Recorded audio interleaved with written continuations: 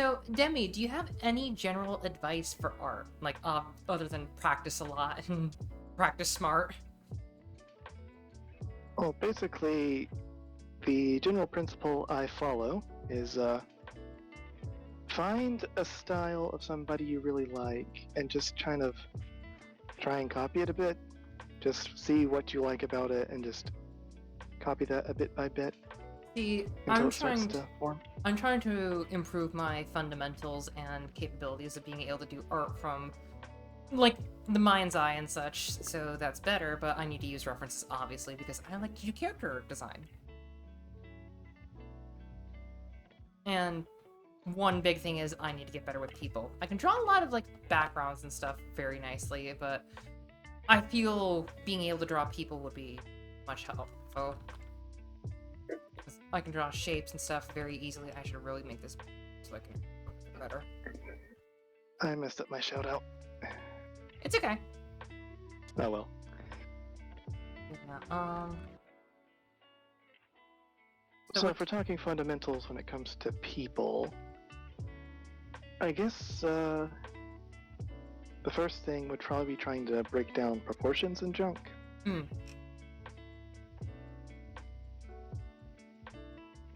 Like I swear, like a lot of my process is kind of winging it and see what works, but for the process of trying to actually teach other people, I will try to actually pay attention to what I'm doing by reflex, so I can actually learn what I'm doing myself. Okay, so I see what you're doing for, like, the mirror tool, and the mirror tool has produced a lot of good things for me. Just so you know, if you want to see, like, the other part of the action, Demi Stream has some stuff too, and Twitch doesn't mind if you're in 2 streams, so hey. Anyway. Yeah, I found that like it makes things go a lot faster when you use this inventory ruler, and my lines usually end up cleaner because I don't have to worry about making things fit properly. Well, I did I need to usually work goof up my on... proportions a lot. I did need to work on the alternate servers form, so let me get some very nice art and such ready. Hold on. Where is... I will keep... I need to make things better, but anyway. So this is something that I made in with the mirror tool, and I plan on making it obviously bigger, but I'm not sure yet on what I would do with sizes and potential things, so... It is cute. Very, but I want to make something more of my general size. So... we're going to be working with... Oh, that's not good. Hold on, let me save as... Yeah, because I was working on Shiro thing later, but hey. The whole lines of action thing is helpful, but not strictly required. See, I want to do that, but I have other drawing things in my mind that are, like, buzzing in my brain and not doing a lot of good for me right now when I just don't do anything with it. I guess getting the proportions of chunk down properly works better before you start going zoom on action lines. Yeah. Said block. But yeah, see, what I learned with line of action is that there's, like, something you can do with it being easy enough to do. Hold on, let me go Krita. Kind of block it out. Can we keep eyes open? Start yelling, y'all. Oh, Gray, go to sleep. You don't need to stay up all the time to watch, trust me. Okay, let me... I forgot if he was staying up for a purpose or if it was just to watch the stream. I think it was just to watch the stream. Yeah, I'm just trying to do, like, your basic stick man. Because I want to do a lot of stuff. Like, I need to do what is effectively kind of a perfectionist thing. Yes, I am a very big perfectionist. That's one of my downfalls. And I think, like, the main thing is my issue with trying to get a good head form first before actually going to making a character would be terrible for me to do, because all of my things for art are pretty much just, hey, if I can do this, then I'll be better off. But it's like, but what if I can't do this?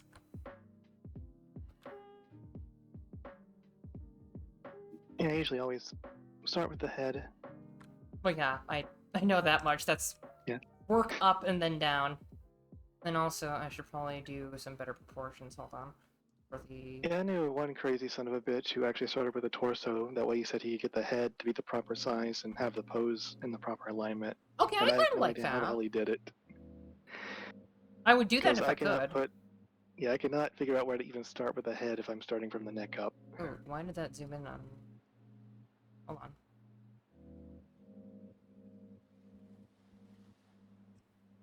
Wait. That shouldn't be doing that. Hold on.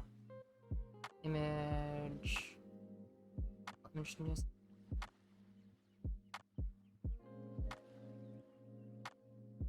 I think I did something screwy.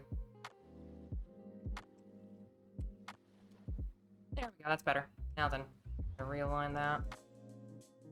Lines of action is solely about setting up the... Wait, I forgot that one.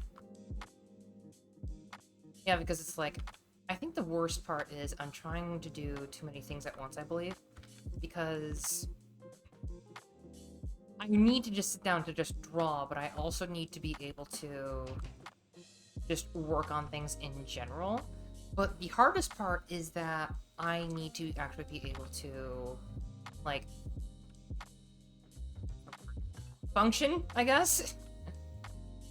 Because in order for me to function, I need to basically get a whole bunch of stressors out of the way, but I can't do that without getting things out of the way that really messed up my whole psyche.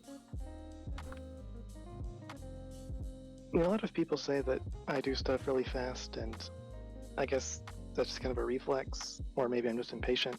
Yeah. I feel like if I went slower, things would be a lot cleaner, but I don't know, this kind of works. I am a bit big torsoed, so that's my issue. And, like, I know methods, but I need to know how to use them better.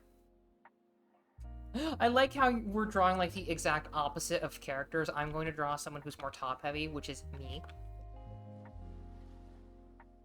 I need to actually, like, draw a triangle first. And we do... Yeah, for some reason, I keep, like, forgetting how the hell I draw hips sometimes. Do you not know the Especially triangle when I method? I do know the triangle method, it just feels different every time I do it. Who are you drawing? I figured I'd just go with Femi for something. Mm. She's a pretty popular OC for some reason. I cannot imagine why. For some complete obscure reason. Okay, yeah, I'm gonna have to 100% resize this again. Because I like drawing big. Let's go for... I usually like have a huge canvas and zoom in farther, but I've been trying to draw at a higher resolution. She Because, breasted fun boob fact, like... when you zoom out on something like high res, you don't see the little tiny mistakes in the lines. Yeah, exactly. It's like, especially when I'm doing line work and stuff, it's very hard to focus on the tiny details I could have missed and everything. And the worst part is when I can't focus on everything. And there goes another train again, jeez. They've been having those a lot lately. And that one's super loud. Sorry if you hear it. Who's a popular OC? On Demi's channel, they have a very popular OC named Semi. So, hey. Or Femi. Or Femi, yeah, that's also a good one. It's kind of confusing, but they're all literally the same person, which is why they have similar names. Yeah. Shrink this. Nah, I think this is good. Yeah, I'm going to be trying to draw my Cerberus form, which is going to be a lot more big on the hair and the ears and everything. And this one is going to be more wild and bigger because this will be watchdog size, which is my normal size for this, but with the different proportions. So, enjoy. Dog! Say the easy way to change the proportions a bit to be more taller and spicier is naturally to make the head smaller. Yeah, that's what I did. Like, I like drawing my heads big, but this is meant to be like 5'2" on the side. This is meant to be 5'8", and then the guard dog Cerberus is meant to be like 6'5" or something. Okay, you draw such good proportions for the legs. Like, how did you do that so quickly? I went over top of it multiple times. Okay.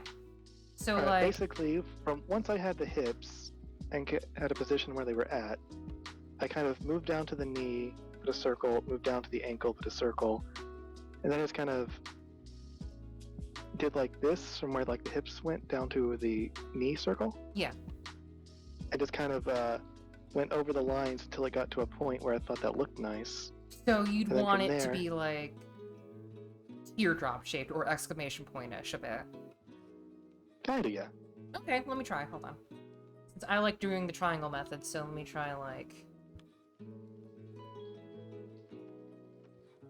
I might actually make this the other dog size. Okay, okay. Big hips. And then I usually have like the back of the leg. Or I might just... I might make this one the... And this part here's like a... watchdog, hold on. If you hold out your leg and look, it's like the, Dude. The tibia and the fibia, right? Do you know how hard that is? Because I need to lose a bit of weight. It's like, I am indeed the thick cotton boy. Yeah, see, the main thing that I want to do is make my art a bit more realistic, so the open area in the hips would only be a thing with, like, shorts, but even then, it's like, Yang and Dimitri are both good-looking. Facts. I think Dimitri's pretty cute. Thank you. Yeah. I look very similar to my avatar, actually. Same! See, I think my main issue is I draw these circles way too big because I like doing a once-over and everything, but still. Yeah, perhaps. I usually just kind of have it the size I think the joint will be and adjust it as need be. Okay. Like, the ones that usually trip me up are, like, the shoulders every so often. So, how do you... As you can see, like, when I do the shoulders and stuff, like, after I have the neck down, I kind of get a feel for where the collarbone is and stretch it out. And then I use that kind of, like, sort of near the top of the shoulder. And then towards the bottom, that's, like, the armpit area, which I usually use to position the chest afterwards. Okay, like so. Okay. So, kind of like... If I'm going for a wider shoulder, it would be, like, right around here-ish, but if I was going for... like that... Okay, yeah, I see. Hold on. And the usual tip with girls is the hips are usually wider than the shoulders, so... I know that, but I've got, like, slightly bigger shoulders. Sometimes. And I like to hug. Yeah, I've got, like, super freaking broad shoulders. I'm learning. And from there, you usually got the proportions of the elbow is usually, like, right at the rib cage here. And the wrist is usually at the crotch. I'm used to it being, cartoons. like, at the... like, this area right here, where I just circled. Like, kind of like there, at, like, the bottom of the rib cage. Yeah, like, bottom of the rib cage, usually where the belly button is. I put the ears on me. Like, right at the top. Okay, so let me mark where Okay. But yeah, when you do the animal ears, do you usually just kind of put them where it looks nice, or do you actually try to connect them to where an ear would be? A little bit. Like, if you look at the other one, I have them kind of where it looks nice-ish, but I do have them sometimes, like, go down to the side so that they actually fit. But I also just like that the ears are on top because it looks better. Are also relatively longer. Okay, so I'll just make my calves a bit longer. Or, hold on. I know that the legs are usually a bit longer, but I need to get better on that. It usually depends on the person, because some people can have, like, shorter legs and they have a torso, but even then, I usually use myself as a reference a lot, and I have really long legs, so I'm like, okay, that's kind of eyeball it and be like, my knee goes up to my shoulder a bit, so that's how long that should be let me be real. compared to the torso. And this is just gonna be my first once over. I will hopefully get a lot happier with it soon, but still.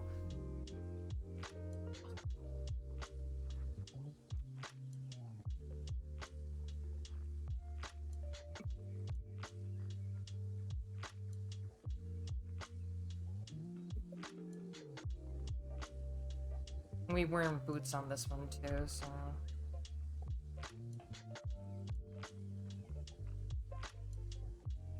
Usually when it comes to the face, I need to get into the habit more often of like doing another set of guidelines to have the top and the bottom of the eyes. Yeah. Okay, there's that, which is like a bit better than that. Leg day. But I think one thing I usually is inconsistent with me is I usually draw the eyes different sizes on every drawing. That is kind of a hard thing to balance and such. I want good, strong arms. How do you do your arms? Oh, you're doing your slim? I usually like if you're going for a more muscular arm, let's see. Not like super muscular, but like... toned. It usually starts off kind of a general, the same way, same stuff like that, but I usually kind of put a bit more roundedness into it. Make it like slightly bigger than I would normally. And like areas to show definition, you have like extra lines here. So kind of like... yeah, just a little bit. Because then we can do...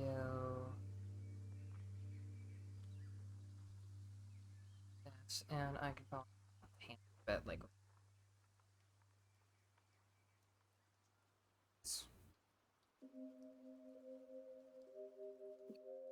that'll look a bit better. Yeah, you can just, having references on hand would also be useful to tell, like, muscle groups and where some spots should be tighter and which parts should be, like, curved and which ones fold into whatever. Meanwhile, me just looking at my Because say this wasn't looking straight down and was actually like, the elbow was over here and this was up. So you would put like here where this fills up a bit, the bicep. This line actually needs to be moved over a bit. Yeah, whenever you notice something like in the guideline that doesn't seem right to you, now is the perfect chance to change that, because once you get to the actual line art, it's gonna screw you over big time. Make this a... It's like one thing I also noticed that I do is I usually put like that middle line on the head to get an idea of where the face is, but the middle line is usually like slightly too high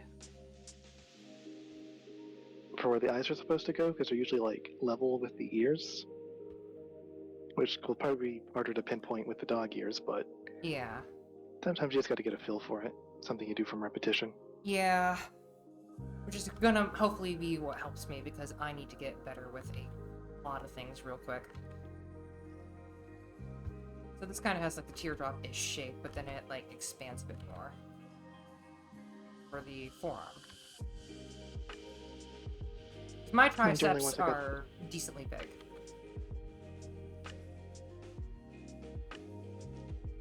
Just look super right down.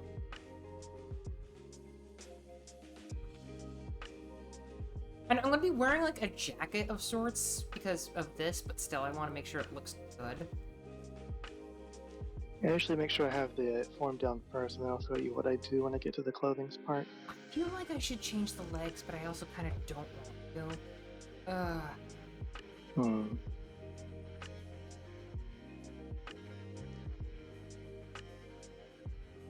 I feel like the legs might be a bit too big.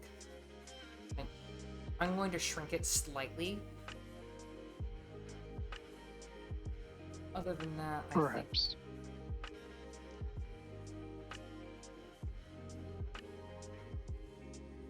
Slightly.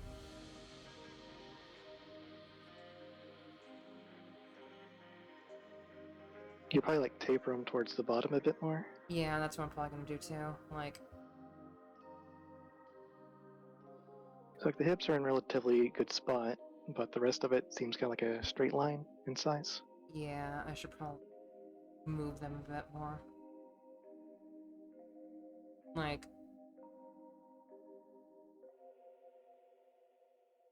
kind of move it just a bit. Kind of like that. Yeah, that's a bit better.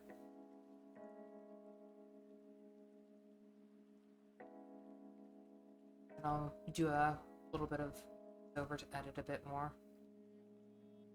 Yeah, generally once I got the form down that I'm looking for, I'm you not can take this fast-paced chance to arting. yeah, I can be a little too fast sometimes because, like I said, like once you get it down to kind of like, I guess muscle memory, it goes by a lot faster. Mm. And I usually draw very similar stuff way too often, which I think is one of my weaknesses. But on the other hand, I end up cranking out stuff lightning fast without realizing it. I need to draw more shapes and stuff sometime, for sure. Like, I'm probably not going to finish this piece tonight, but I feel like I can actually do that. Like, do a bit better. Like, I'm seeking to end stream in, like, an hour or so, probably.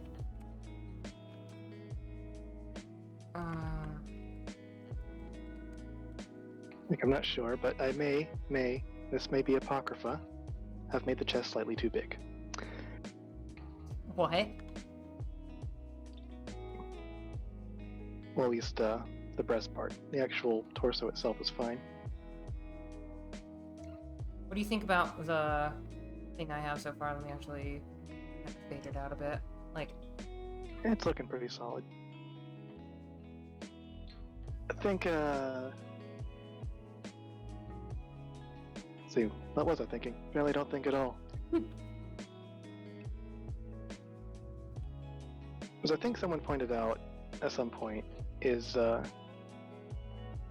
you need to like keep in mind the skeletal structure to see what parts are like straight and which parts curve and how they like Yeah. mold around it. I feel like I made the shoulders too big. Or at least I need to change the torso a bit. Yeah, I needed to change the torso a bit. Oof. Which means that I'm gonna have to move the arms a bit more. Oof. Not necessarily. Hmm? Because there's some like bit of overlap. Because like before I did the chest, I was talking about how like at the bottom of the shoulders where I do like the armpit, which is also like leads into like the top of the breast, Yeah. and like the actual torso does go slightly behind that just a bit because there's like it squishes together, you know. Yeah, I know it does the squish, but still. I'm trying to, like, get the chest. Nothing too big. Yeah, this is just the starter part, so you can spend as much time as you'd like just adjusting proportions until you think it looks right. I know, but still. Also, I need to kind of blend what Ciel told me, but still.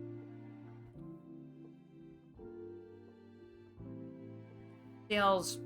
I feel like I'm learning from a lot of sources, but I'm getting mixed results.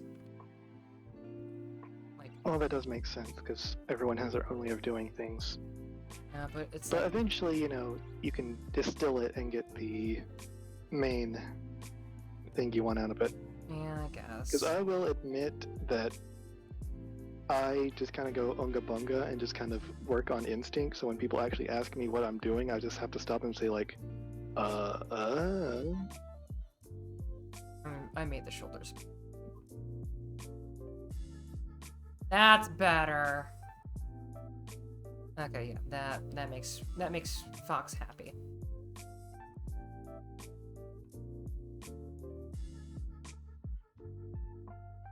I have not drawn people in like forever.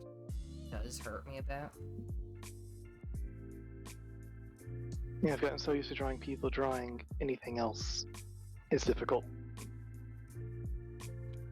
On me, it's like I really need to get better, and it hurts. Since I am going to have it be more in a suit, it's not going to sag a huge amount for the chest, so that doesn't be that low.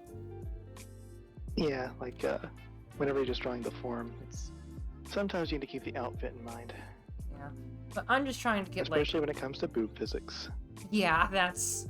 You think someone with a size like mine for the chest would be easy to draw? No. No. Like, I am making, like, 50 lines of chicken scratch just so I can understand.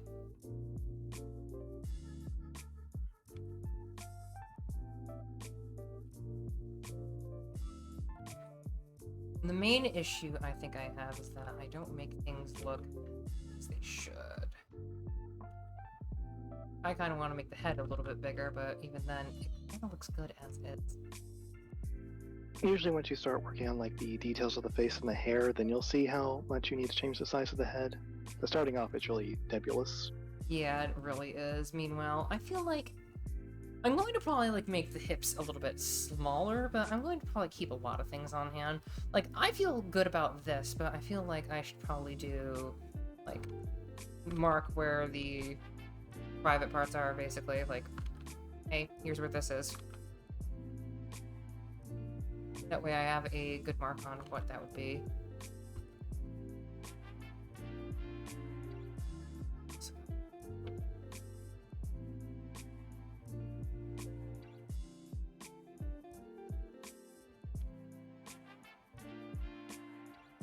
Super wide hips. I feel like the hips I went a bit overboard on. But I do have big hips in this form, too. So. Need to use the restroom? No problem, Lucky. Let's take a step back and look. Yeah, I feel that's doing better. Let me actually make the torso a bit more readable.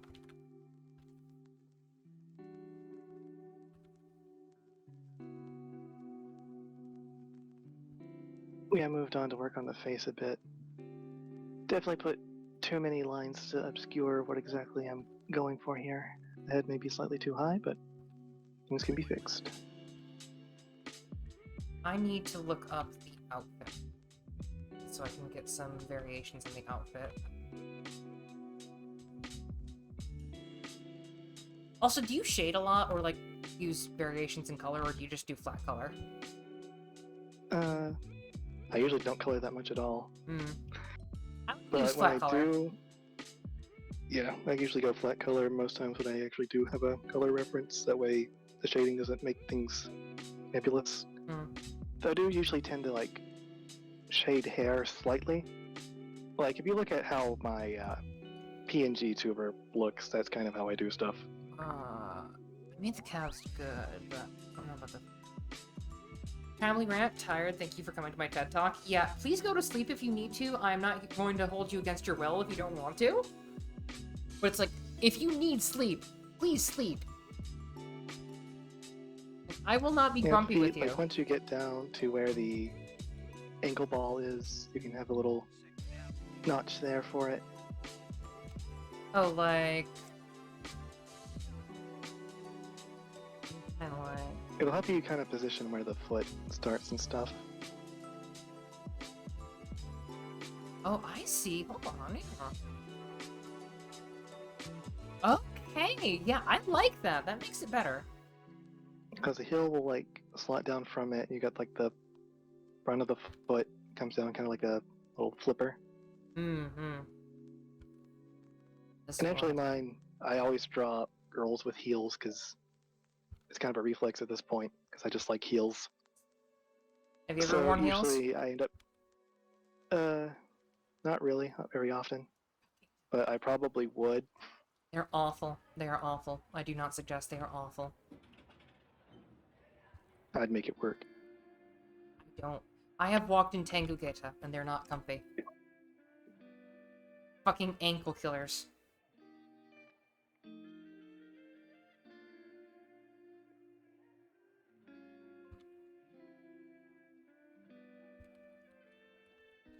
But yeah, if you're drawing someone that's not in high heels all the time, naturally things would be a bit more level, so let's go with this foot thing on the side here is little ankle notch. And kind of get an idea of where the heel would be. And it's just like a more broad duckbill. Duckbill. That's a good word for drawing that.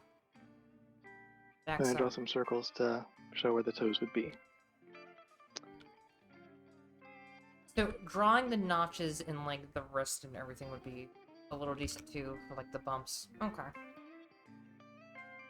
Yeah. It's my shoulders a bit more. I know I should probably be using like other things, but I like it. My philosophy is whatever works. Yeah. I'm trying to make it work. I'm trying to make it look good.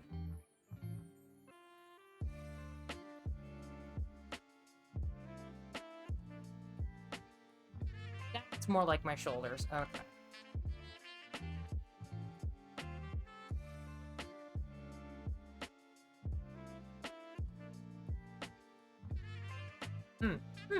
I feel that's good.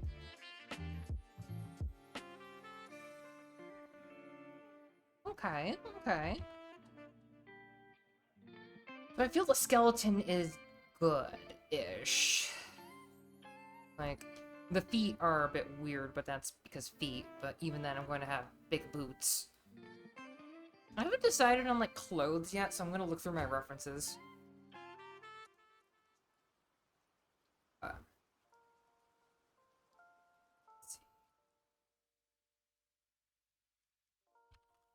I gotta be very careful because some of my references are lewd and I don't want Twitch to be angry. I think depending, I'm not sure if yours is set up that way, but whenever I like go to open stuff and look through my files, my Streamlabs does not actually detect anything. Oh yeah, no, mine doesn't actually either. On my side. Mine does not either. Like, very strictly, mine does not either.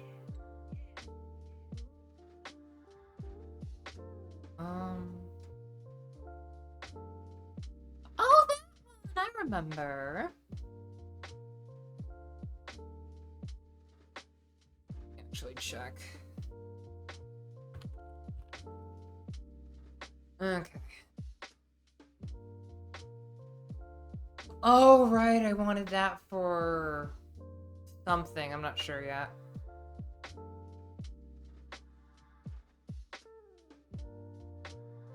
Caution Sean is a good one. You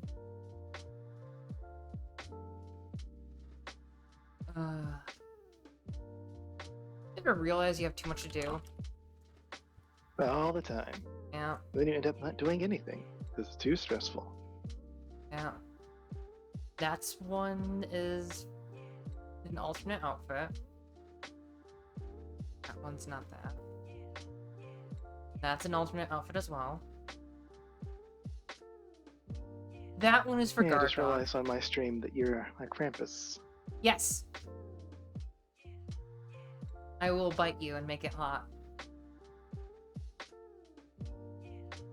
You want ideas to draw Femian? Go for it. You want me to just copy and paste and send it to you? Go for it. Okay, hold on. I know the perfect outfit. Where is it? Where is it? Where is it? Where is it?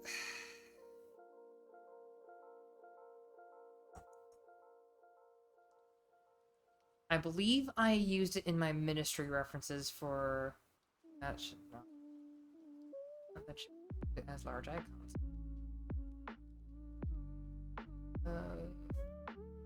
General NPCs... No? Ah, I found it.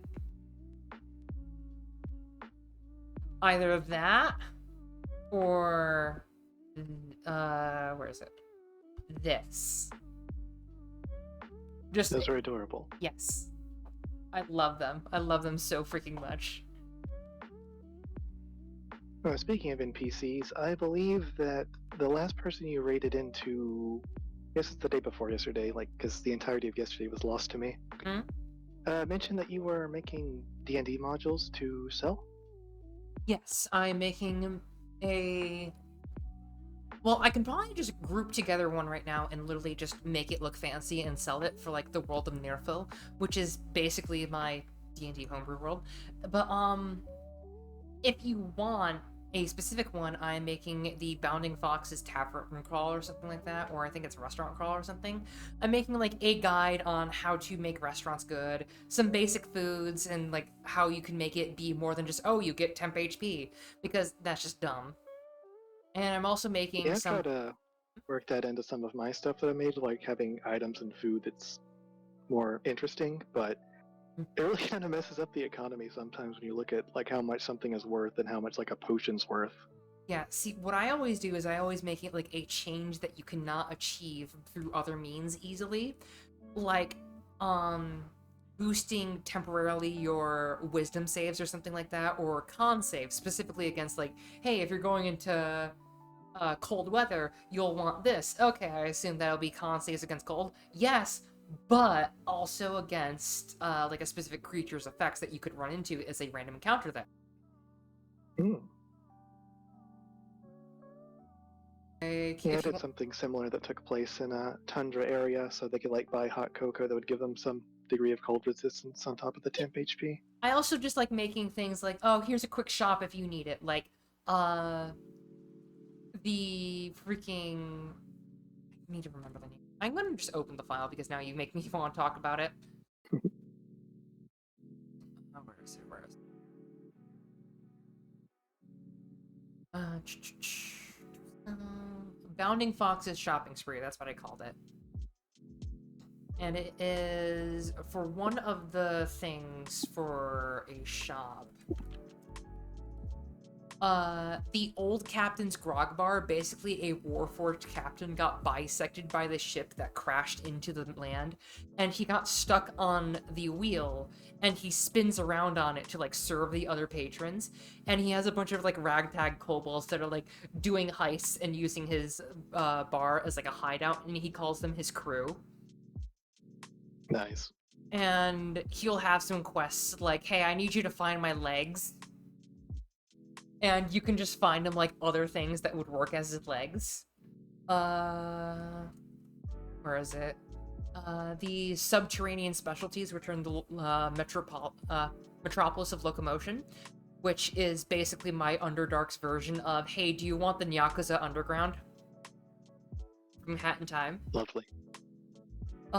There is Henrietta's Cup of Love, a Nerfilian mug-shaped house with a bowl made of acorn cups and bread and mugs and everything like that. And it's ran by her druids. She sells hot drinks, stews, and other food for colder climate. And for the two races I have, they're squirrel people. Yes, if you want to be a flying squirrel, you can. Or a jerboa, which Nice. the jerboa has like a sort of giant slayer-esque thing, and the squirrels and chipmunks have more speed in running and climbing, but they also have what is effectively gotten from athlete, like bounding leap, strong legs. No, wait, that's what the jerboa. The squirrels get reduced fall damage, and they have better grappling. The Deepadu Arbor for the squirrels are slower, but they get 25 feet of climbing, or 15 feet of climbing and 20 feet of gliding. If you want the Deepadu Dooner, they are 40 feet of running, and they are able to kick hard. Like, they have a built-in kick. If they perform the shove action, it is with advantage and shoves them back 10 feet. Well, it shoves the Target. I also made some backgrounds, like Game Hunter, Restaurant Staff, and I think I made one more. No, I'm thinking about another thing.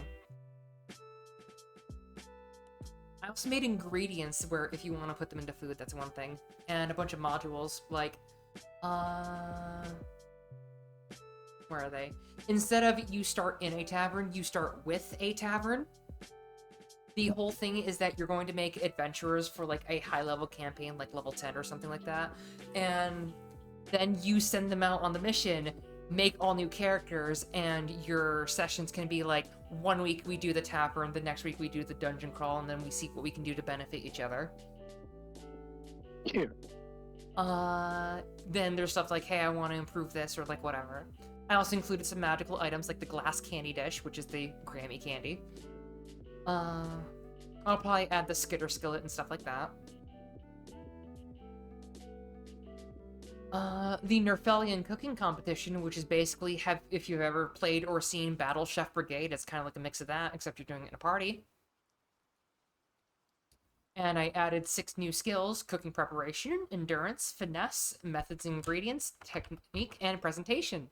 In strength, constitution, dexterity, intelligence, wisdom, and charisma. There are 6 events and a grand finale.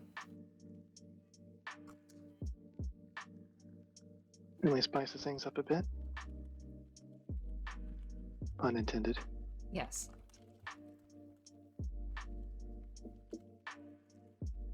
But yeah, it's Also, I basic. went ahead and scribbled in like a face and hair and stuff on my end.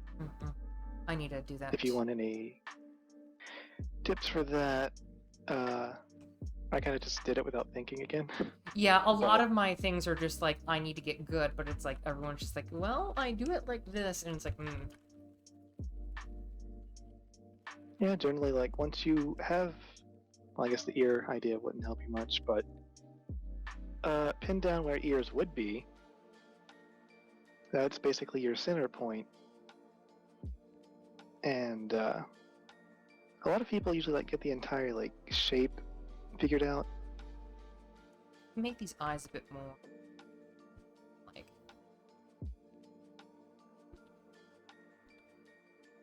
I would really appreciate it if people who had motorcycles would not ride them out at the middle of the night. Because it irks me and it makes me... Let me actually open up my references and see what I got. That's what I was meant to do in the first time. Jeez. I'm easily distracted. Sorry, I got you distracted. It's okay.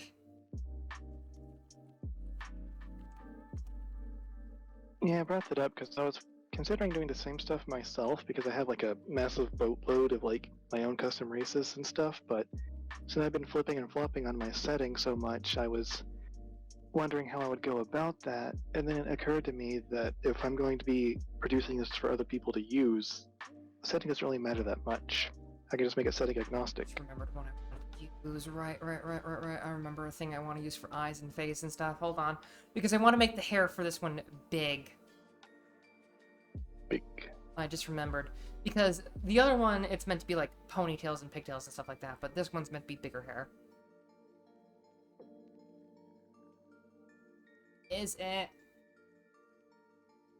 Is the one? No, but that's a funny freaking good enough, outfit. people usually tell me like my faces and eyes are very like iconic Okay, there we go. for my art style, but I don't really get it because I feel like they're not so simplistic as to be stylistic, but I don't think they're complicated or all that unique. Also, so I really don't get it. Your eyes are really good. They fit extremely well, and I love them. And I'm going to start putting stinger strips in the road if they don't stop. So, this is from Subrez. They're a freaking good artist, and I love them.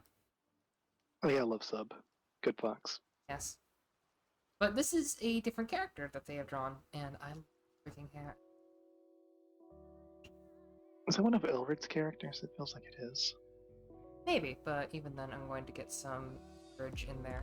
Those look too foxy. Those look way batty. Well, if you look at my stream, you can see how I make eyes in just a few simple steps. Step 1. Draw a curved line. Step 2. Draw another curved line to make it slightly thicker. Step 2. Go in like that. Step 3. Make eyelashes.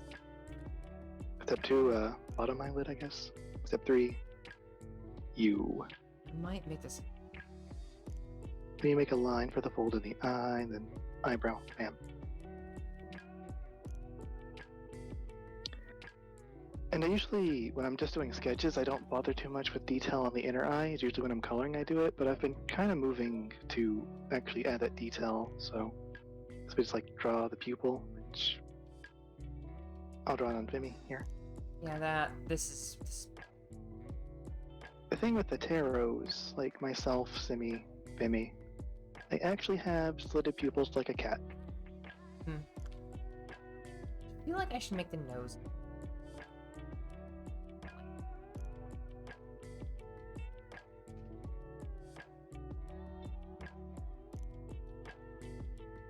Yeah, usually when I draw a nose, it's just kind of a dot, and I turn off the symmetry ruler when I do it, because otherwise I can't get like a line or a dot directly on the middle. So I kind of leave it to the side a bit. Mm-hmm. Same thing with the belly button. The best part. I need to get better with drawing rigid stuff. Let me draw the lips first, like get a good placement on that. It's evil. Let me see how they did there. Okay, hold on. Like, what if I did it sound like that?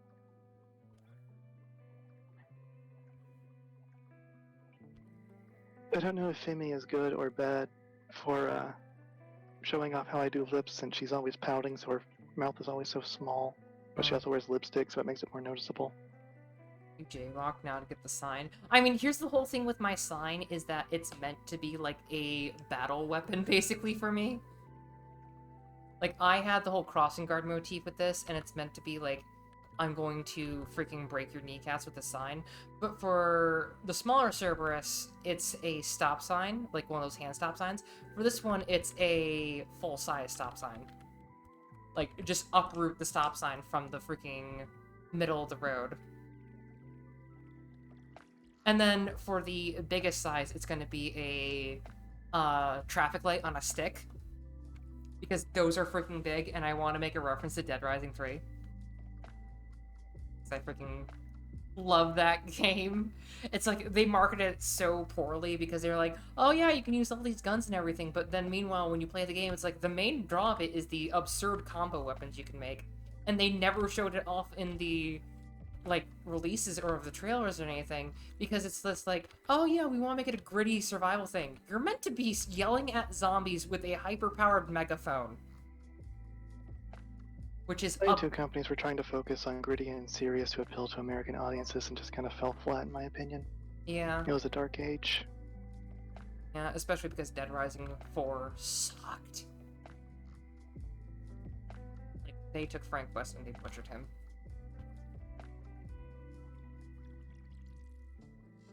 100% butchered Frank West. Now, if they went for another character, then it would be fine, but still.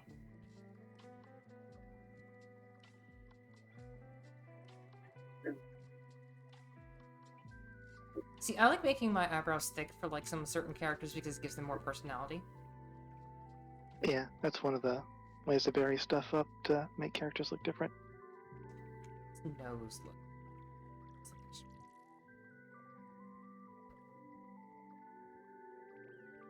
It's kind of okay. What if I did it?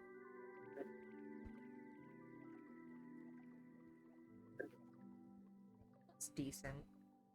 I think gritty is best when it's not taken seriously. Exactly! It's like, Dead Rising has this whole thing where it's like, oh, zombies everywhere. We're trying to make freaking, like, plagues and everything. Like, the government hates you in it. But then you realize it's like, they're just trying to make money off of people. And you okay? I can hear something in the background. Are you okay? Oh, I think it's because I went so quiet that the noise suppression kind of went off and started picking up the sound of frogs in the background. Gosh. I usually kind of tone them out because there's like a pond right outside my window, and I hate frogs to death. Why? Frogs are friends! They're walking jump scares and they ruin my anxiety. I love frogs. Like, dead ass, one of them like smacked into the screen of my window when I was streaming. I'm like extending the chin slightly, hold on. Like, I don't want to go out of my way to like murder any of them. Like, frogs are not lovely to fall asleep to when they're literally like 5 feet away from your window, because then they're so loud it feels like you're being punched in the head. Oh yeah, I freaking hate birds for that reason sometimes. Try chickens. Yeah, no, I have. I have before. I will never suggest having any on anyone's sort of to-own list for friends, because chickens are not friends, they are food. See a fox. See, we were originally going to eat them, but Mom just wanted to keep all of the girls for egg production. Mm-hmm. So we had extra roosters, which apparently you're not supposed to eat the roosters because they taste worse. And yeah, they were kind of gross and rubbery. I don't know what it was. See, my whole issue is that people don't prepare a lot of meat properly, and for rooster meat, you'd want to fry it and stuff.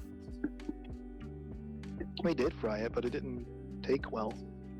What oil did you use? Reason. It was a while ago. If you know which oil, like, that might be the issue, because it's meant to be fried in, like, freaking, what is it, I think it was sunflower oil or something like that, some kind of thing. Calamari is one thing that you need to do just right, or else, yeah, Drax, right?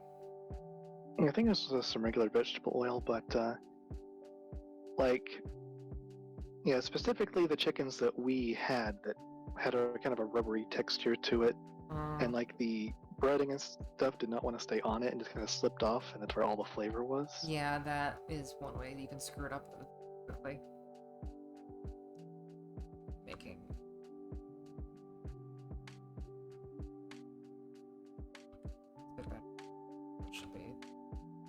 I see you also use color coding on different layers. Yeah, I could not live without that. I just can't get the mouse right is my issue.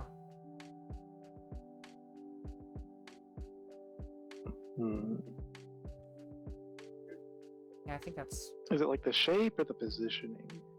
Both? I feel like I made the head too small. Like, usually the mouth is the last thing I end up... Well, the nose is usually the last thing I draw, but the mouth also. I think I'm making that. Okay.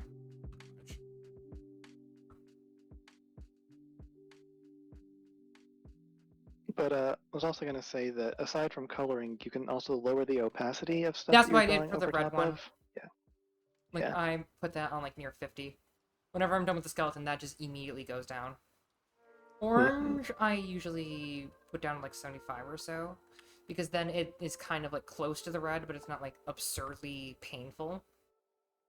Because I use groups for the layers, which means, like, if I need to just get rid of that, I can do that. But if I just want to do that, then we're good there. Yeah, the mouth is bigger.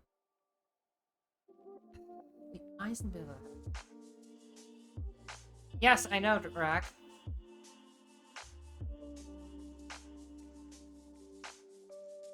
I plan on making it look bigger with the hair.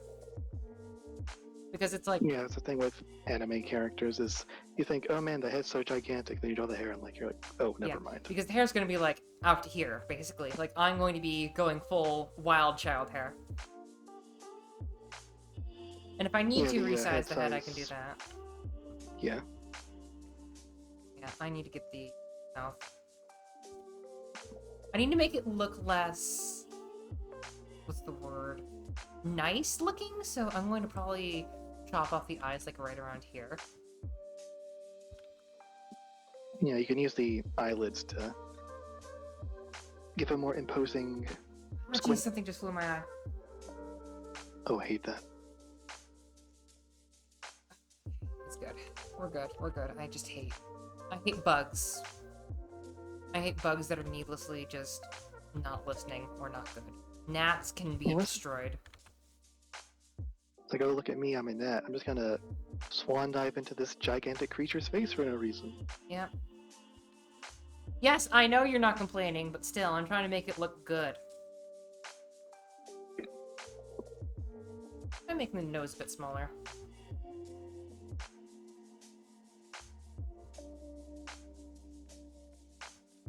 Do you know what else I'm making? What? Like how I'm doing game dev and stuff like that? No, I've not really caught up on that. I don't like the...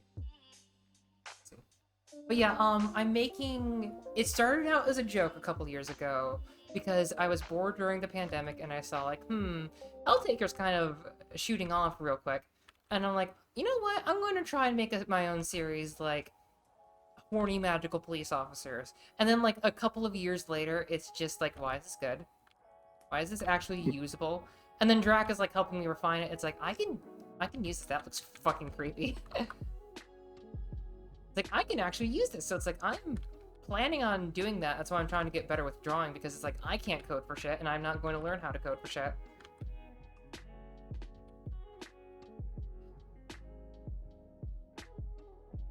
I could always draw Rita, who is a beanpole. Actually, before we ended up doing the collab this weekend, I was going to use this time to do a game dev stream where I was going to try and buckle down and force myself to actually work on something before I lost momentum.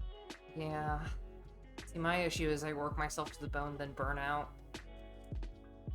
I usually get like stuck on like trying to figure out one idea or messing around with pixel art because it drives me up the wall, or I hit a plot hole I'm trying to explain in the game writing and I never manage it, and then I usually burn out, lose steam, can't find anyone else to like ping pong ideas off of in a meaningful manner, I mean, I'll and then help move out on if you to need. another idea.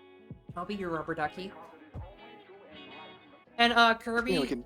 you say that, but my whole stance on this, just kind of like side-eye that, I am trying to make it where it's in a different world, in a modern setting, and there's fewer issues that we have to face. If you can magically change your gender and people are used to that, that's going to be a huge thing that they don't have to fucking deal with. And my whole thought on this right now is a lot of people should not be police officers, but not all of them are bad. All cops are babes? Actually, yes. The main cast is just a bunch of ladies. I think the youngest is Oclea, the literal and figurative Amazon, who is also the tallest at 18. And the... Apparently my stream hiccups. Oh, you're okay?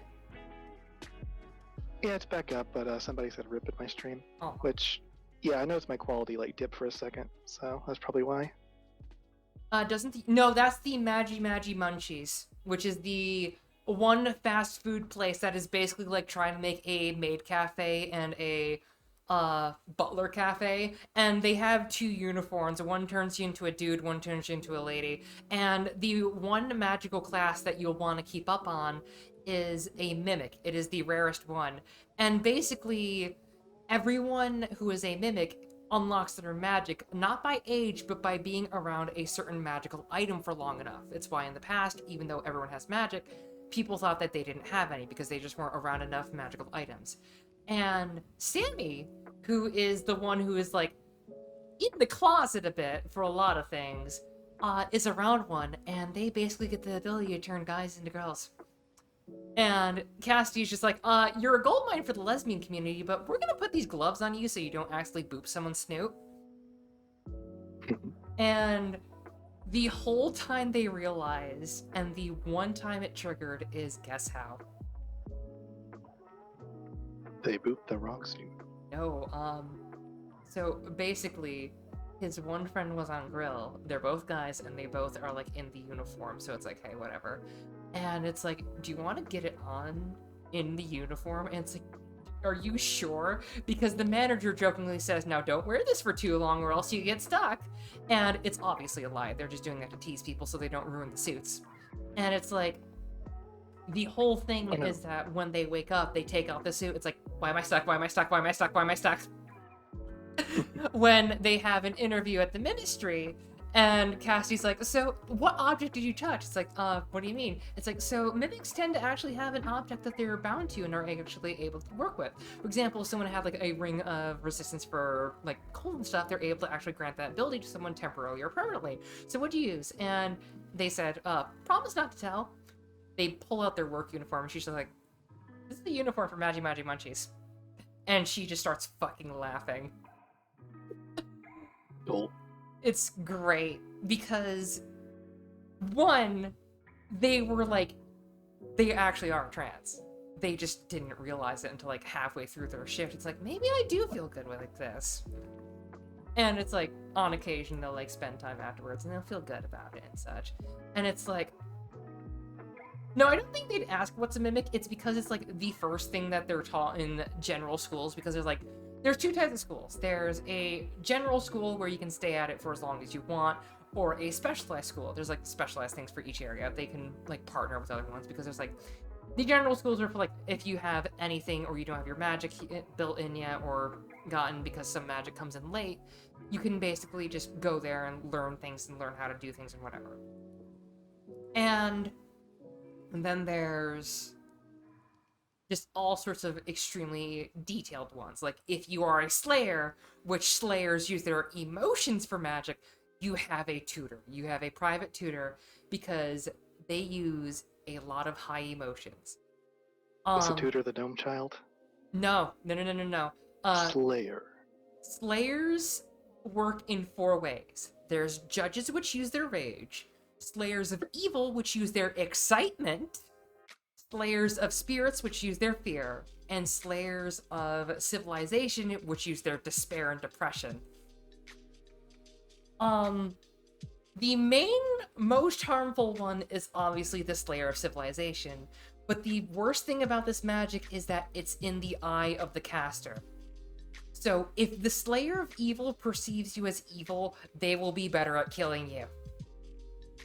Meanwhile, judges are basically like they're built-in laws. So it's very crucial they have a general understanding of do not hurt the general populace. Because, there's this section of people called Descendants, which are basically members of species that were left over from the spirit wars from other planes, demons, fae, whatever else. And they became able to cast magic, but they lost a lot of their bloodline magic and stuff like that. They're technically classified as spirits. So, enjoy. And one of the party members, since you start with 4 people, and you beat up the other party members except one of them, and you basically get them to join your party as mercenaries, quote-unquote, but then they apply or get roped into working with you. For example, Chelsea, who is a Scylla, literally just answered the job application for one of the villains. She's just there. And she joins up with Zara because she's the first boss in the area, and was about to present Zara to the boss, who is a leggy drow, and basically is like, I'm going to give you this person who is doing that, and the main person's like, you fucking led her to us?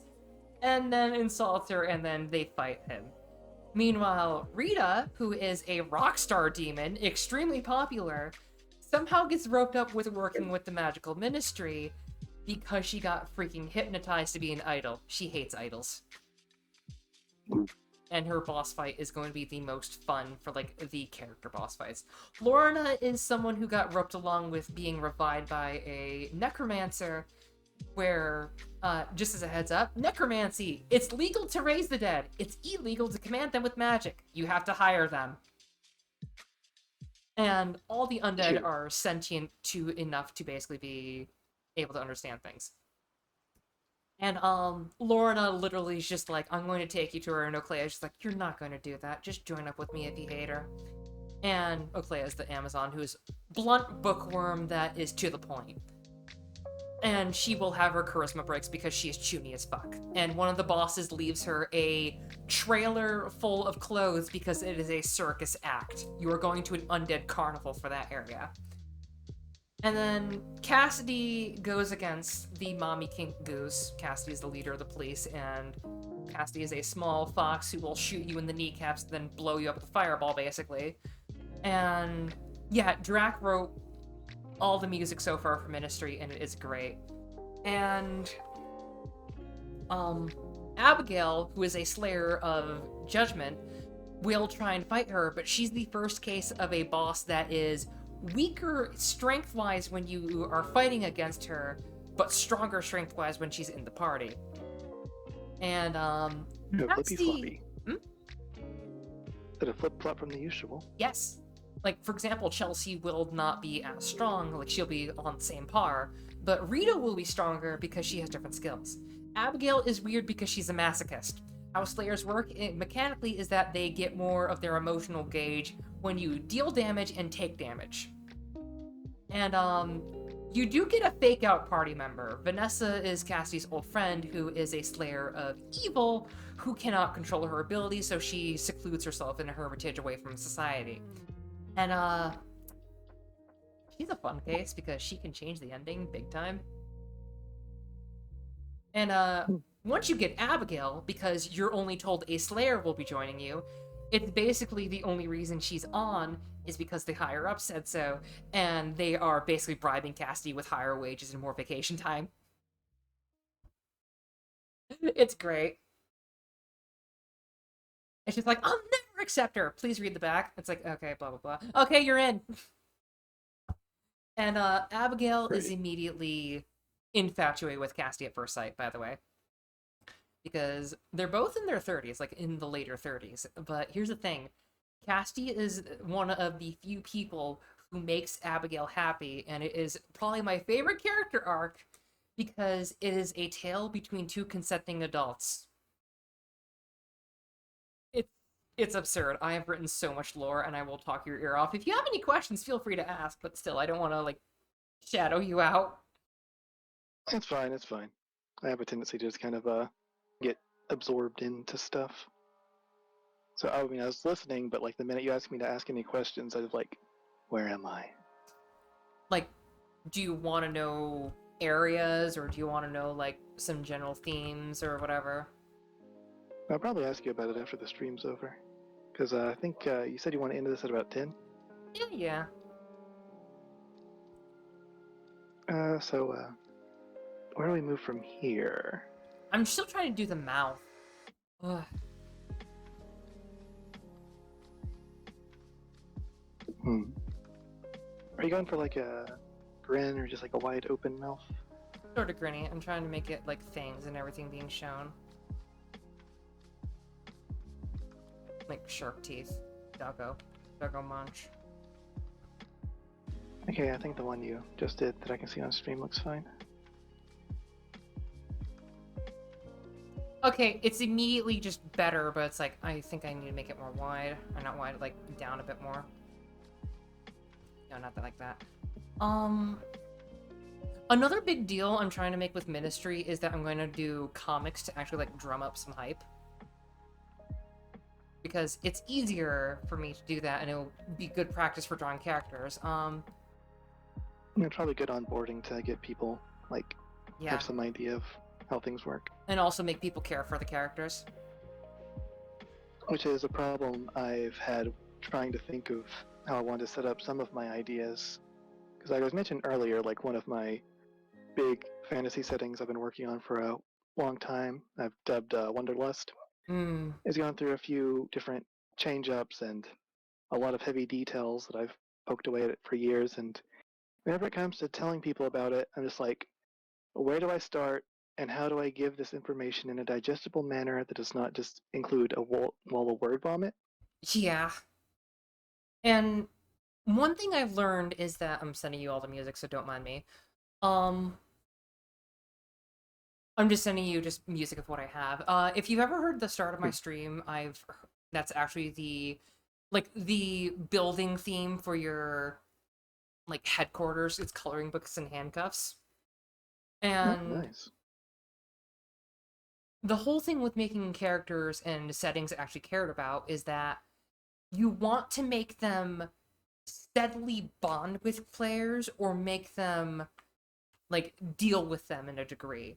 Like you want to know like you're the thing that's been doing all this shit to us or something, and that's like a good way to make it happen. Like you want them to impact them but not always impact them directly.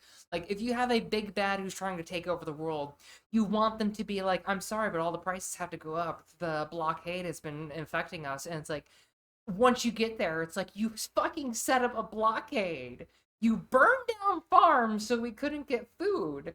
And you even ruined our favorite shops and like our hub and everything. You need to affect the players. Like that gives them a point to actually do things. You don't have to be like, oh, this is affected because of this. You just have to be like, it's affected because of the war. And then when you learn the leader's name, it's like, okay, okay, I see who we need to punch now.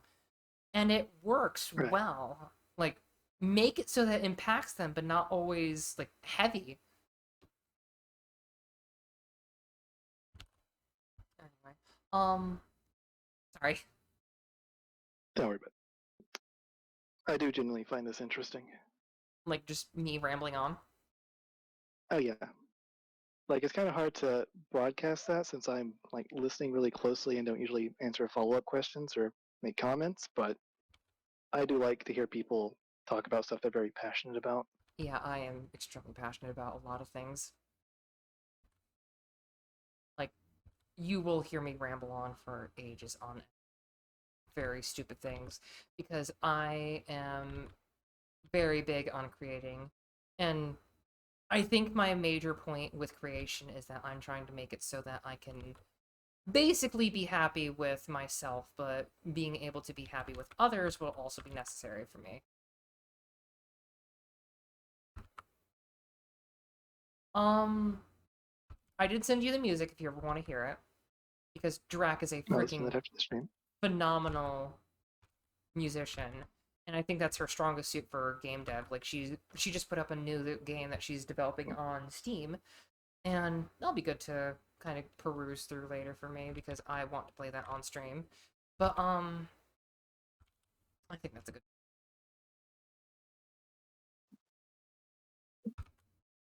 Um, the main thing with characters, because I started Ministry with writing characters, I didn't write lore yet, is that I like making them relatable, and they're all a chunk of me, so I may as well make them different aspects of me. Uh, and I give them things that I want them to work with. Like, all the characters have something they want to do. They all have aspirations and whatever else. And I think that's a good place to start. Like, make something for a villain be able to be used. And my villains in Ministry want to basically get a wish from this thing called Cosmic Herald. And yeah, I feel it's too big, and I'm trying to shrink it down a bit.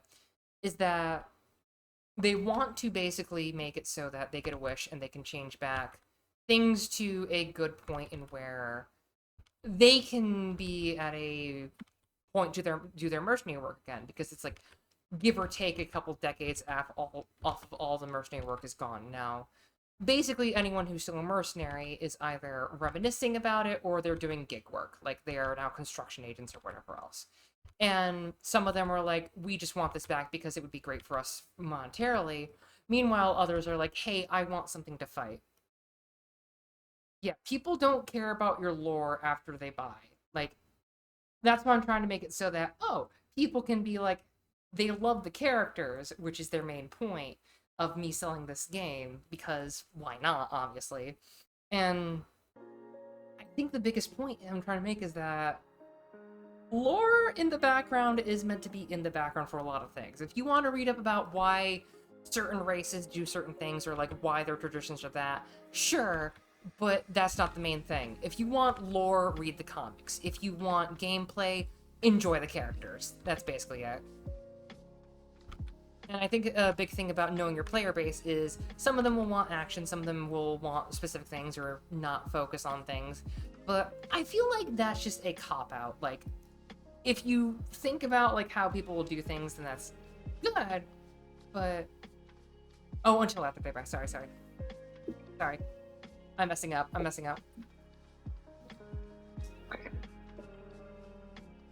People don't care about your lore until after the fact. Yeah, like if they read all this lore stuff, meh. But if they're reading the comics and enjoying the hilarity with the characters, good. So know your audience, but don't cater to every last person. Because when you're making a game, you have to make sacrifices to who you sell to. Like, Drax not gonna get FPS fans playing Rhythm Survivors or Mercare. But she's gonna get like people who like top-down scrollers or like beat 'em ups or something like that. And that's perfectly fine. And Right. that's you okay? No, that was it. I was just saying right. And I think a major thing with Ministry is I need to cut down a lot of things. Like, I'm not going to have everything I want because obviously I can't do that, but I need to do enough to make it be enough. And I don't want to seem like something is lacking because I ruined something else. Like, I'm not going to have like 50 different interactions between each character, but I'm still going to be like, hey, what's this do? And then you can like read back on it. Yeah, I felt like one of the issues when I was trying to work on Wanderlust as an RPG is I actually did have a decent plot going there, which, depending on if and how I rework the setting, may go completely out the window because major things have been shifted. But I was worried that, like, if it's a RPG where you usually go around the entire world, because you would need to visit, like, all the major continents and stuff, of which there were 4, because I'm very pattern focused, and fell into kind of a rule of 4 when I was making a lot of details about the setting. Yeah.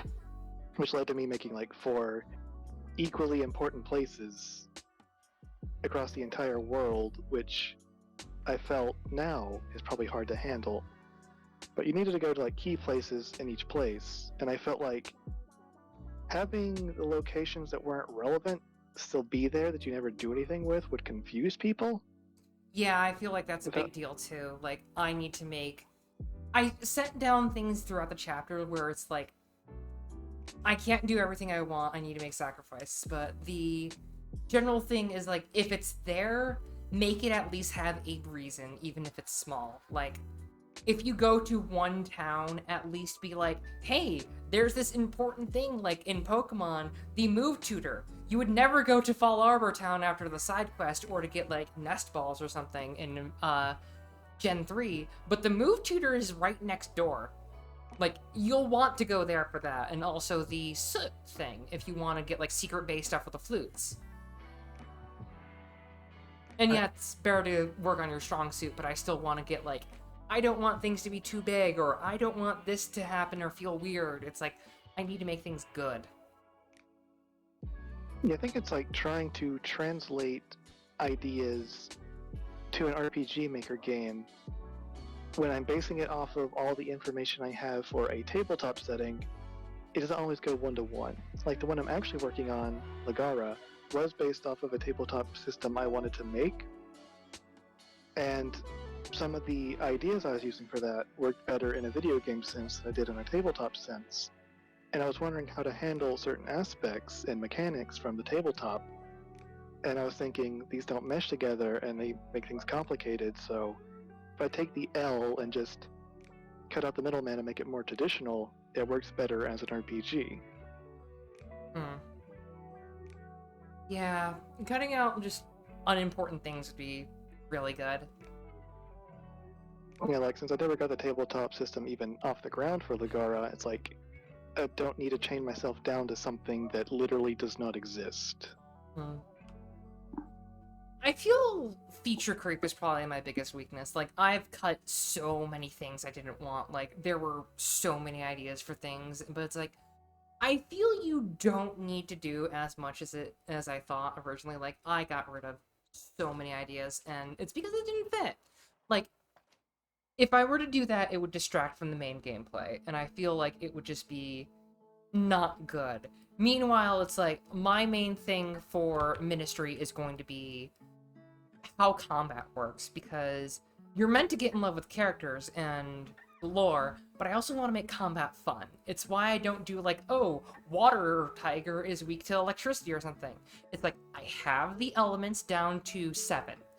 Because, not 7, I have like the elemental ones down to 4, and I made like 3 mind, body, spirit elements with physical, mental, and arcane. And basically how it goes is the elemental ones are kind of their own thing. Like, there's fire, aqua instead of water and ice, and storm instead of electric and wind, and nature instead of like bio, poison, earth, whatever. Like, they're all lumped into that, but there's always like 2 ailments to inflict with each. For example, fire can be burn, obviously, or dry, which makes you take more damage from fire and storm, but you also you take less damage from aqua, and you have it removed if you cast aqua on them. Wet is the same thing, where it's like, if you do dry, it removes the ailment. And if you have a physical ailment, you take more physical damage. If you have a mental ailment, you take more mental damage. If you have a elemental ailment, you take more arcane damage. That's a thing set in stone. But I also make the effects unique. For example, instead of charm, I have hijack, where you can choose what you do, but you can only attack your allies or support the opponents. For example, if you have an AoE like attack buff, you can cast that on the opponents instead of attacking your friend. But does that really help you more than that? Yeah, as long as it looks good and plays good, people will like it, but it's like, I need to work on it more.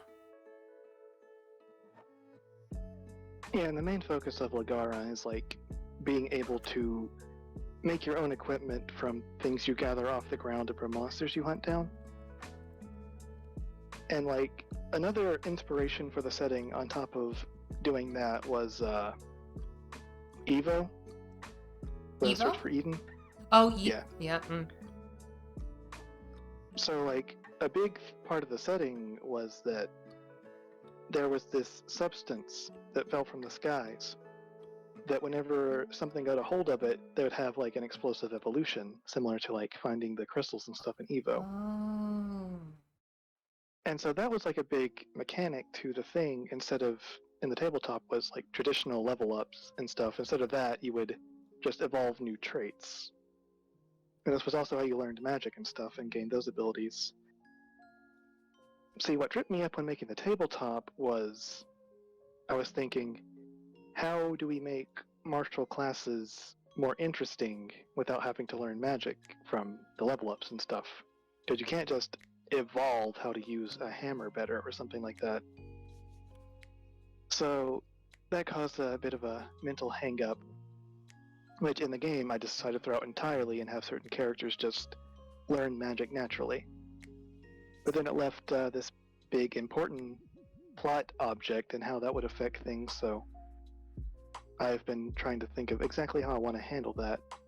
Because someone suggested have evolutions be like equipment that you buy with these sun tiers.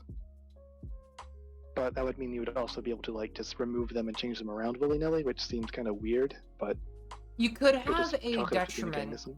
Like, if you've ever played or seen Etrian Odyssey stuff, one, I am so happy that's coming out, so I can use that to my advantage because I have the skills be basically Etrian Odyssey based.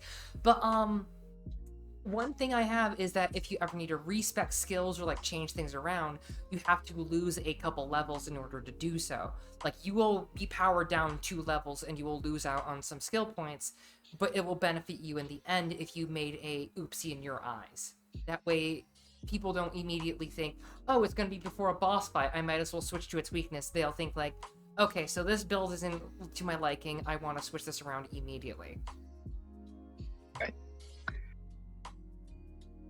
And like another thing I was thinking of having is that instead of being like a currency for a specific kind of shop, which would feel kind of weird, is that you could either use it as a crafting material to make stronger, unique weapons, or you could just consume it to get more experience, because leveling up is basically the same as evolving in this particular case. Or I would just have it set up for being a plot event only, because part of the plot is the main character is trying to hunt down a dinosaur type creature that basically ransacked and killed most of her tribe. And it turns out this monster is also actively seeking out the sun tiers to become stronger and is becoming more intelligent. Oh, that's a really good plot, actually. I like that. I like that a lot. Like, it's simple, but it's effective. Yes. Because it's like, if we don't stop, who knows what they'll do? If they get smart enough, will they raise an army themselves? Will they try to, like, do other stuff? What will they do? Because that actually is a case of you don't know what's going to happen. Like, it's such a good plot point, because the unknown part about it is great, especially when you can't tell everything, or you shouldn't tell everything, and you show them what happens. For example, if it's gaining more intelligence and it can learn magic through those things, if it gets more magic, it could also get more, like, it knows your playstyle. It can basically be like, I'm going to do this, or it knows your party members from the last fight, and so they'll try something else new. But since they don't have as much intelligence as I thought, it's basically that they are... Yeah, weird. I think. They basically think that they are unable to lose, but then they do because they didn't think of what would be ahead. Right. It's also interesting because it starts off what seems like a traditional old Moby Dick type revenge story, but then it becomes like, oh, they're actually, you know, they have a important role to play here. I love that. I love that so much. It's basically just, yeah, we have this big dinosaur you need to screw up, and it's like, okay, fine. But then it's just like, you start learning that it's a lot bigger than you think.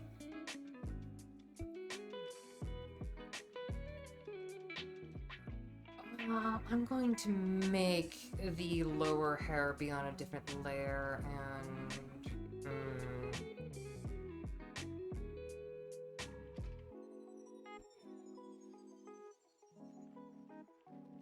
I need to make it more wild childy.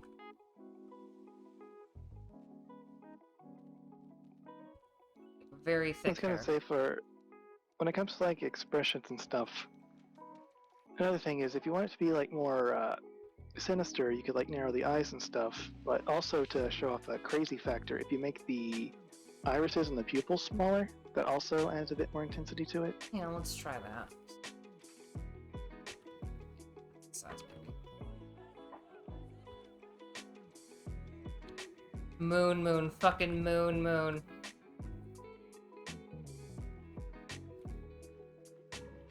Become moon. I had that happen to me once. I think, like, it was like, what's your cat name? And I was freaking, like, Star or something like that.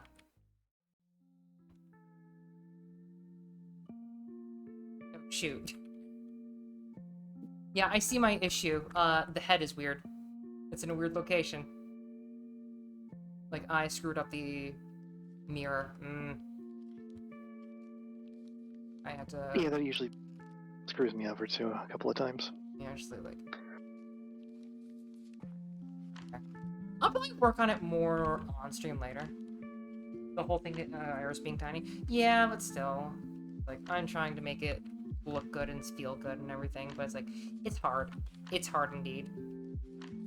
Since my thing with character design is I like making things look good the first try. Like, that's why I spent so long making Arita and Sherry and Zara, and why Zara only has a head right now, and why Amudira, who's one of the main villains, who is a little piece of shit, is trying to work on things. And that's another thing. Having the villain fit the characters works well. If the villain is just like the nondescript, I'm going to destroy the world thing, then it's bad. Make it freaking personal. Like, with... who is it? Abigail, Cassidy pisses her off so much because that's how she fights. She evades the rage. And she trips up people and then just shoots them in after dealing a whole bunch of ailments to them. Oclea and Amudira. Amudira is a little piece of shit. She will make you enraged, and Oclea is not good at holding her tongue for huge amounts of time if she can't get the upper hand. Amudira keeps on leaving you. She makes you fight a roller coaster with a serpent soul in it, some lady who is the only, like, other living person around for a long period, or a long area, and then she literally has you go on a wild goose chase in a haunted mansion where everything is trying to kill you, and tells you, shitheads, I'm outside. She leaves a note that says, shitheads, I'm outside in the graveyard. Yeah, and, after the boss fight, Amudira will do the whole Dr. Wily, yay, good guys, I give up. And then she will basically have, like, a skeletal arm come out of the ground, take Oclea's staff because she thinks that's how she casts, and be like, ha, I win. And then Oclea pulls out a machete and does this huge, like, spiel of, I don't know if I'm going to get fired because of this, but I really am going to lop off your head. And then she swings, stops, Amudira faints after screaming that she doesn't know how to revive herself yet. Like, thinking she legit will die. Great. And then she breaks out of prison after good behavior because she asked for a bucket of fried chicken and used the chicken bones to flee after making them into amalgamations. Brilliant. It's literally, 1, I'm not going to fight for you because she was offered a ministry position as well. 2, I'm not with you. I always play the winning hand. Number 3, don't give a smart necromancer any kind of bones. And then she literally just has them like fall out of the air ducts.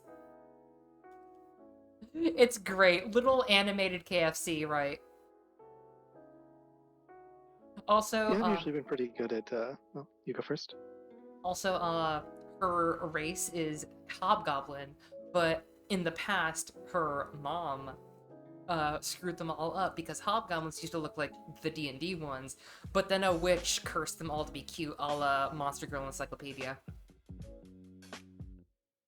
Enjoy! Ooh, a curse.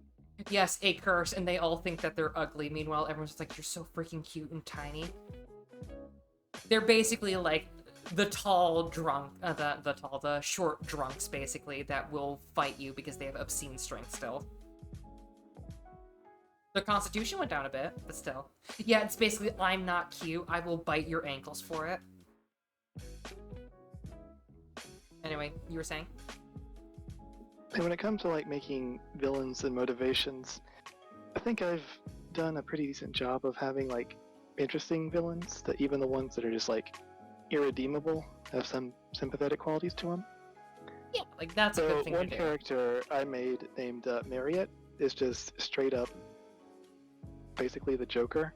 But the thing is, he is just super freaking petty and doesn't really have as much strength to back up his attitude as he thinks he does.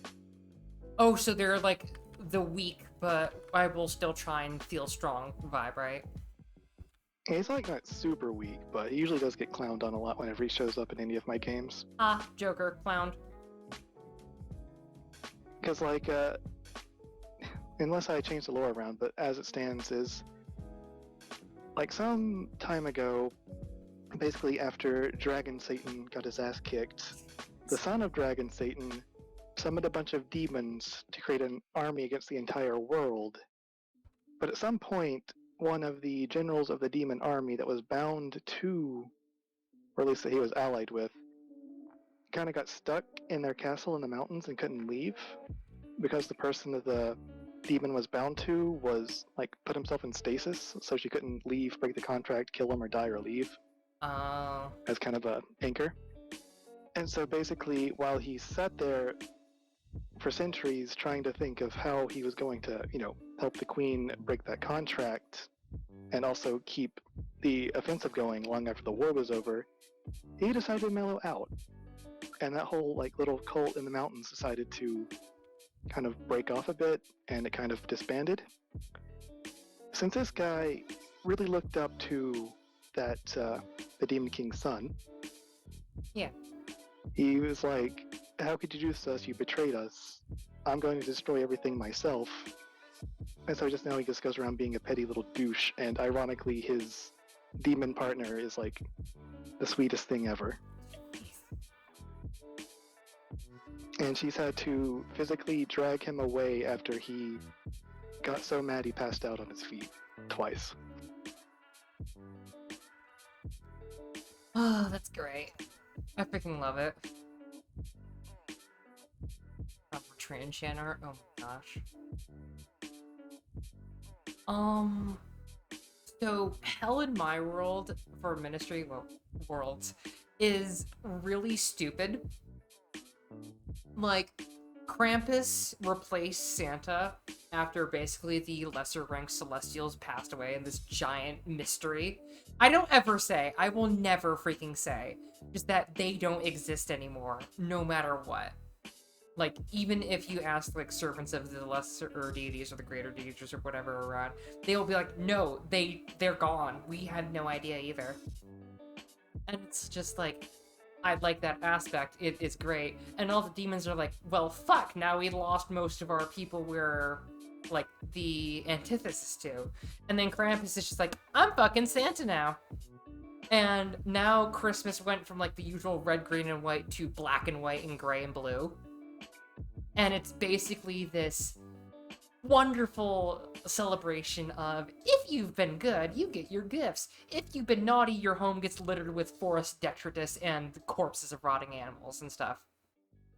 I like the implication that this means that Santa is an angel. Yeah, yeah, Well, I guess he is a saint. he is. Saint Nicholas. Yes. And the best part is Krampus has an army of Wendigo.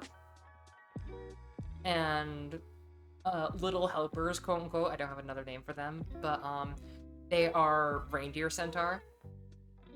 And people don't know if either Krampus brought the boreal plane to hell, or it just was a part of hell that just grew in power, or it's just a whole other plane in general that just accidentally mixed with hell. Yeah, Wendigo party at 8. And one of the things that I will have as a side quest with the DLC plan later, because obviously I plan as that, but it will be like optional. It will be like some paid for smaller stories if I'm ever bored, and some not paid for. And one of them is literally you see a Wendigo around as just like not as a side quest, you just talk to her, and you ask her if she's hungry, and she's like, I am fucking hungry. Do you understand that I'm a carnivore? I don't want milk and fucking cookies. I am tired. I can eat a horse, literally. And it is perfect. Because she is pissed and is great, and is the sibling to one of Chelsea's summons. Because Chelsea's summons are the 9 deadly sins. Not 7, 9. For Wrath, it's the Fury Spawn, which are 3 imps who are still in school. For Lust, it's their mom, who is a succubus who works under Succucorp. And Succucorp doesn't just do lust things, they are like secretaries or like a hired assistants. If you need them to get your dry cleaning or something, they can do it. And she is strictly on the no sex list because she is with her loving husband. For Greed, I have an Elion, which is also known as a freaking... Yeah, you did beat their shit daughter. You beat one of them. She has 3 of them. You beat up Ida. You didn't get Beatrice or Miranda. And yes, they all sound like death, murder, destroy, stuff like that. Anyway, the Elion comes out of the ground in a garbage mech. Like, she will have one of the arms be part of a backhoe and stuff like that. And it is great. Envy is an Alron that hates anyone who has normal legs, and she will be able to cut enemy speed. Sloth is a little helper who is tired of working constantly. Jessie is the best one, and I will get to her. Phoebe is the succubus name. The Elion, I forget what I named her. I need to pull up the names. Hold on. The names don't matter. I just have them just because. Let me go in order. Phoebe's the succubus. Yeah, Ida, Miranda, and Beatrice are the Fury Spawn. Agnes is the little helper. Deirdre the Wendigo, who just comes out with 2 Mac 10s, is just basic AoE for gluttony. Felicia is the Blitz Beast for Pride. She is kind of like a Raiju from Monster Girl Encyclopedia, but she is able to do a lot of AoE quick, which Chelsea's not good with. Margot the Siren, who will constantly change her form between 2 looks. Basically, Sirens will go from like whatever the person's into, and she is constantly flirting with Chelsea. Thalia's the All-Room. Eleanor's the Elion. Then there's the other 2. While you have everyone dealt with, Aussie, the Shogoth, is for Assedia, which is a mental sloth. Like, basically, I don't care about this, like, apathy sort of thing.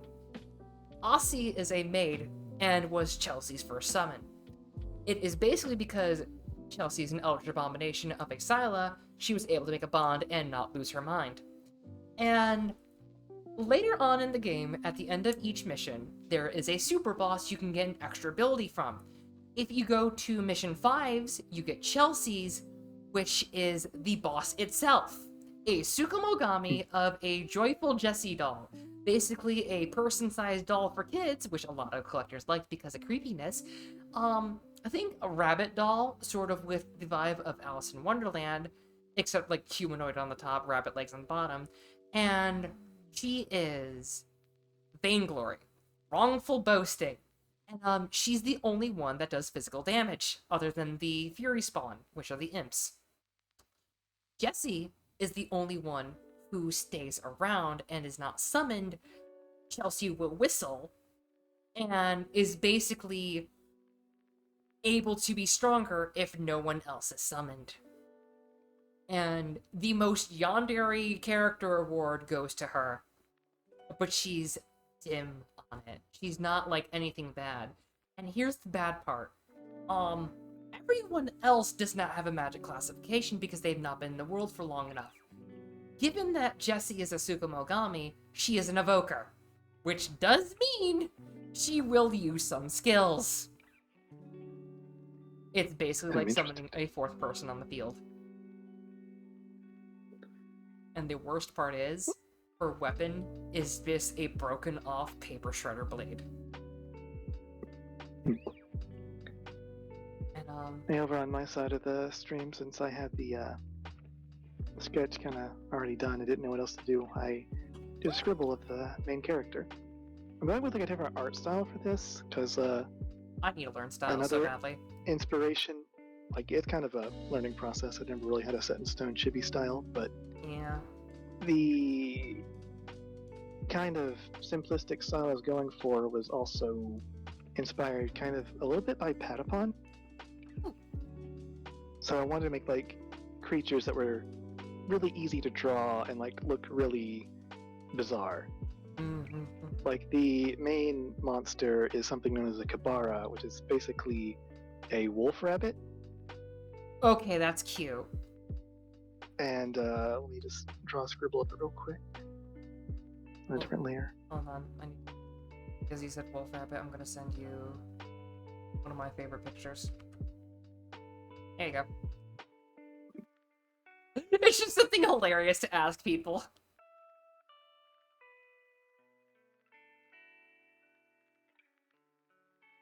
That is very nice. Yep, this is the flagship creature right here. Oh my gosh. Wait, it looks like... Okay, so throughout Chapter 5, since you're going... Not Chapter 5, Mission 5's like bonus stage to get to Jessie, there's all these dolls that will look like the main cast, and if they're in your party, they will go into a rage state and go more aggressive. But if they're not in the party, the dolls will be like normal. Like if there's a bear doll, it will copy Sherry's skills and will be like Blood Knight and everything. But if she's not in the party, it will go full support mode. It looks like one of the references I have, which I can send. I have a response to the one you posted. Hmm? It's one second, let me get the file proper because that has a super huge link for every reason. Okay. Open this.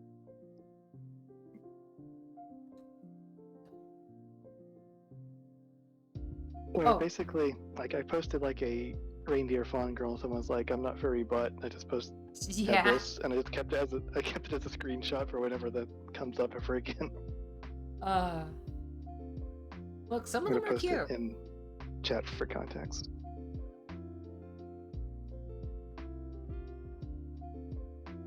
Or I can just show it on stream, I guess. And copy image. Yeah, that's my response whenever it says, "I'm not a furry, but." Yes, you are. Sit down. Oh, that's great. Yeah, I made some weird creatures too. Like, there's certain undead that I made that have been weird, like the Shed, which are the scales off of a giant serpent that were supposedly going around the world, and they're like all like very pasty or like scaly a bit, but for some of their complexion, but they all look like sort of snaky, sort of Yanti like, with not huge like mutation and stuff like that. And the main thing with them is that I have a potential plot line for like story for like outside of game just to have, where they all like getting together again to revive the serpent, which may or may not become something, but still. No, I did not make this Skeleton Mafia. Elves I made messed up and hilarious. Rattling boys. I made drow into changelings because the story with the elves is that they're basically what happens when a human has bred with a fairy. And the closed-off temple for the elves, which was supposedly housing their god, a bunch of tourists broke into, and they found a cottage with albums of a human and a fairy together. So all of the elves who were being all uppity were basically like, wait, what? And they were having this mental breakdown of thinking that they were this very fancy race of, like, pristine individuals. But then it turns out they're just, like, basically... they're just made because someone got horny. And the fairies got very concerned with, wait, what about inbreeding? So more fae went to basically find elf partners to stop that from happening. So everyone got very confused. Other fae who were like, we have another idea. They got in, and they basically had a moment to make dark elves, which the elves named as changelings, which basically became drow. I can't use drow because Wizards of the Coast will get uppity. And I have them go underground, and were raised by Oread, who are the Fae of the Earth that are very parental, like they're big mother and father figures. And they're basically very adaptive to people because of it. That's their main thing. And how Zara got kicked out of the underground was that she couldn't adapt as much, and a lot of people ostracized her, and because she was getting very unadaptive, and she wanted to know everything about a person because that's how she adapts. She was not like the group. So my band of misfits accepted her, which at the time was just Sherry and Cassidy. Oclea came later. She was the most recent hire. And the reason why the magical ministry is so small in that area is because of budget cuts. People were like, we don't need magic defense right now. Oh boy. That's literally the main plot line. It's about 10 o'clock. You want to go ahead and wrap up the stream? Yeah, we should probably wrap up stream. I'm going to be looking for a raid target. Yeah, thank you so much. I feel like I probably could have taught more, but like I said, I barely paid that much attention to what I actually do, so I was kind of flying by the seat of my pants, but you're okay. Hopefully you learned something by it. I did learn a couple of things. I learned some shapes and stuff, which will help, so thank you. I'll gladly do this again just to be like, just chatting and talking with you while we do art. Yeah, it was fun.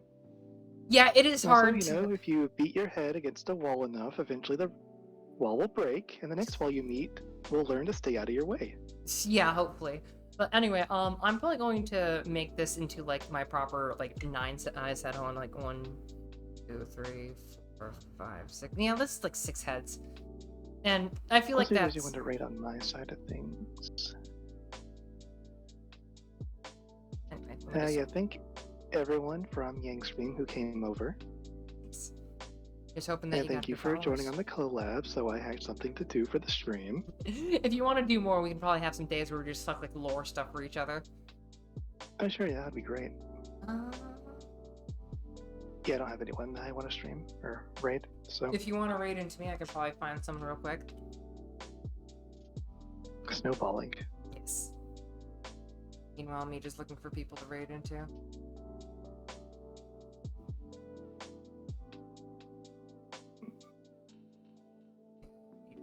Ending or not. Oh. Maybe. I may have raided to them. I haven't seen them in a while. Okay, yeah, I got my raid target. I haven't seen them in forever. Incoming, my boys. Okay. Thank you! Hello! Yeah, I'm gonna work on a lot more stuff afterwards. I'm basically not gonna be able to sleep tonight because I have so much work to do. But yes, also, Mofu. Thank you. I will be sure to thank everyone. She's lucky. But yeah, if you have not already, please give Demi a follow. They are amazing and they are cool. And I'll hopefully be doing some game dev streams in the future. Yes, and for now, after a long day's work, we can raid into Cheshire Hedgie. For I'll just now, cut things up on my stream. thank you again. Like, seriously, I hopefully will learn more and get out of my funk, but that will be when I get a job and such. Gave a follow to Demi. Yeah, Nice. there is hoping that I'll also become a better sensei to sensei in the future. Teaching takes a lot of effort and a lot to learn. It's hard, but I appreciate the effort. You are doing very good for it, and you are answering questions very nicely. If the teacher is willing to learn, then the learner needs to be willing to teach. Yes. Anyway, for now, let's go see Cheshire Hedgie. I will see you all maybe tomorrow, I'm not sure yet. But, yes, the zipper size pecking order. Hold on, my zipper is bigger. Oh, that's great. But yeah. Thank you again. I shall see you all later. For now, let's go. Boop. And I'll just hop out of the call for now, because I got stuff to do. Catch you later. Bye.